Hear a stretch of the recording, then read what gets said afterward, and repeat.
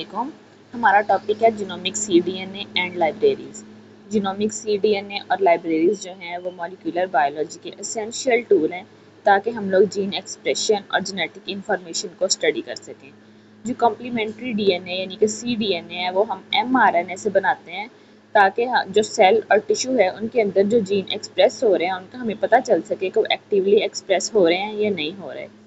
जो इसके बरक्स जो जीनोमिक डीएनए हमारे पास होता है वो हमें इंट्रॉन्स और एक्सॉन्स यानी कि कोडिंग और नॉन कोडिंग रीजन्स की जस्ट इंफॉर्मेशन देता है। तो cDNA लाइब्रेरीज बनाने के लिए सबसे पहले हमें रिवर्स ट्रांसक्रिप्शन करनी पड़ती है mRNA की, ताकि हम लोग ये चेक कर सकें कि वो प्रॉपरली एक्सप्रेस हो रहा है। और अगर वो प्रॉपरली एक्सप्रेस हो रहा है तो फिर साइंटिस्ट ये एक्सप्लोर कर सकें कि वो जीन के फंक्शन, रेगुलेशन और डाइवर्सिटी के अंदर किस तरह से रोल प्ले कर रहा है। देन जो जीनोमिक लाइब्रेरीज हैं वो हमें पूरे जीनोम के अंदर जितना भी जीनोम जेनेटिक कंटेंट है उसका कॉम्प्रिहेंसिव स्नैपशॉट प्रोवाइड करता है। फिर हमारे पास आता है बेसिक्स ऑफ cDNA सिंथेसिस। तो सबसे पहले mRNA आइसोलेशन है।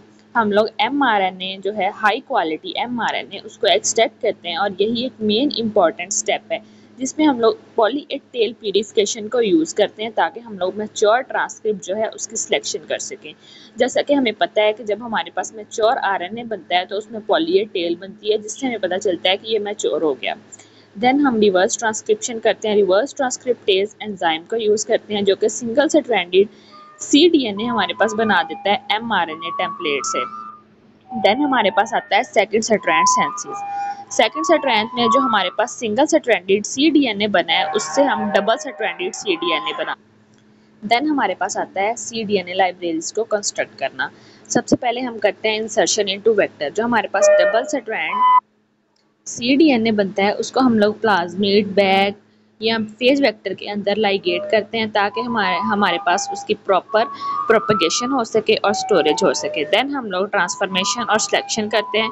जो वेक्टर है उनको हम कॉम्पिटेंट बैक्टीरिया के अंदर इंट्रोड्यूस करते हैं एंड देन मल्टीप्लाई करते हैं ताकि हमारे पास ज़्यादा से ज़्यादा cDNA के क्लोन्स बन सकें। देन हम लोग करते हैं लाइब्रेरी रिप्रेजेंटेशन जिसमें जो cDNA लाइब्रेरीज हमारे पास बनी है वो रिफ्लेक्ट करती हैं कि जीन्स जो है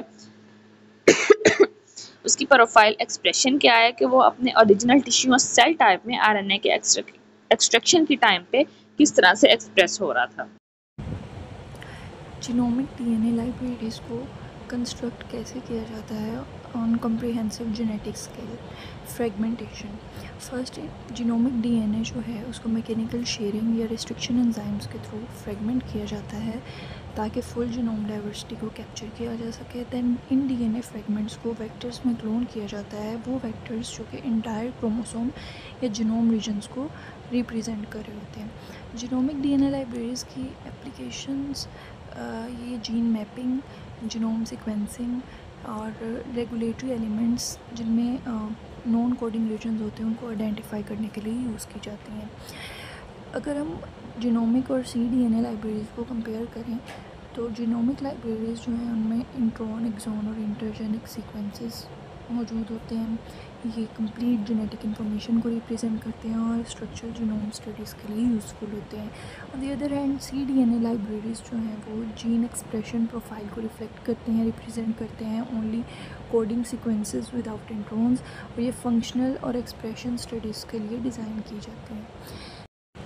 applications of cDNA and genomic libraries.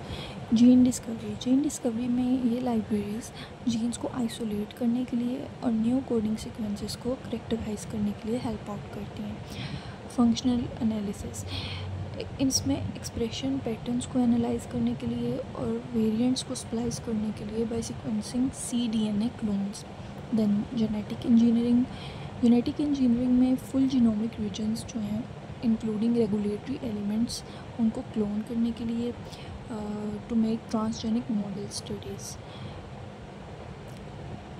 Genome assembly में जीनोमिक लाइब्रेरीज़ जो हैं वो कॉम्प्लेक्स जीनोम्स को असेंबल करने के लिए और उनकी स्ट्रक्चर्स को आइडेंटिफाई करने के लिए यूज़ की जाती हैं। हम देखेंगे कि जब हम लाइब्रेरीज़ बनाते हैं वो cDNA लाइब्रेरीज़ हों या जीनोमिक्स लाइब्रेरीज़ हों तो उनमें कुछ टेक्निकल चैलेंजेस होते हैं और कंसिडरेशंस होती हैं, तो हम देखते हैं वो क्या होती हैं। सबसे पहला यह है कि इनकम्प्लीट ट्रांसक्रिप्ट कवरेज। इसमें ये होता है कि जब हमने CDNA लाइब्रेरीज या जीनोमिक लाइब्रेरीज बनानी होती है तो हमने CDNA बनाना होता है और हमने mRNA के मॉलिक्यूल्स लेने होते हैं। जब हम mRNA के मॉलिक्यूल्स लेते हैं तो वो कुछ तो हमारे पास वो मिसिंग रह जाते हैं या कुछ वो टूट जाते हैं, जिनकी वजह से हमारी लाइब्रेरी जो है वो सही से नहीं बनती। और जो हमारे है CDNA लाइब्रेरीज इस तरह से हमारी मिसिंग रह जाती है और जो हमारा उससे आगे फंक्शन होता है वो सही से परफॉर्म नहीं होता।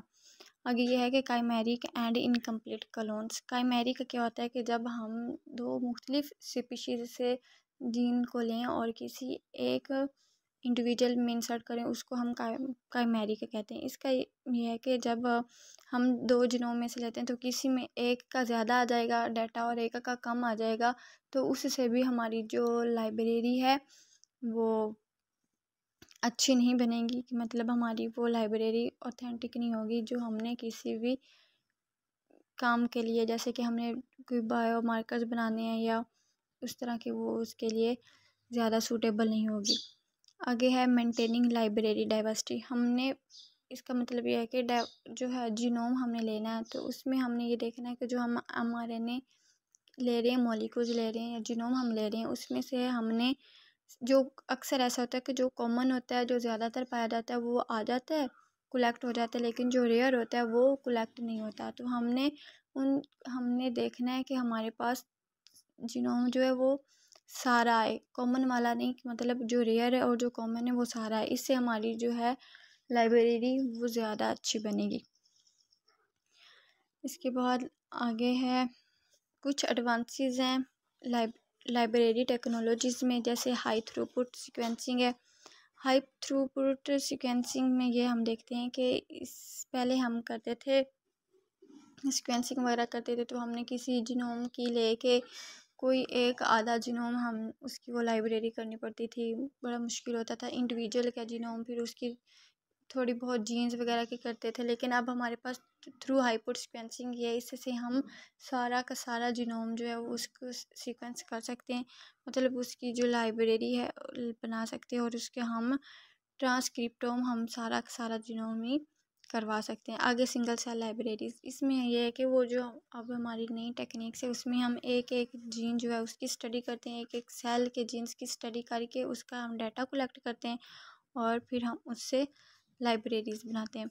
डाटा इंटीग्रेशन इसमें होता है कि हमने डाटा जो है हमारे पास अवेलेबल होता है जिसको हमने कलेक्ट करके हमने लाइब्रेरीज बनानी है, उनको हम पहले इंटीग्रेट करते हैं, मतलब हम मुख्तलिफ बायोइन्फॉर्मेटिक्स टूल्स और वेबसाइट्स वगैरह यूज़ करके, जैसे पाइथन है, गैलेक्सी वगैरह यूज़ करके हम डाटा को इंटीग्रेट करते हैं और फिर हम देन उस पर स्टडी करके आगे हम अपनी लाइब्रेरीज को बनाते हैं। इसके बाद है समरी और कुछ नेक्स्ट स्टेप्स हैं जीनोमिक एंड CDNA रिसर्च में।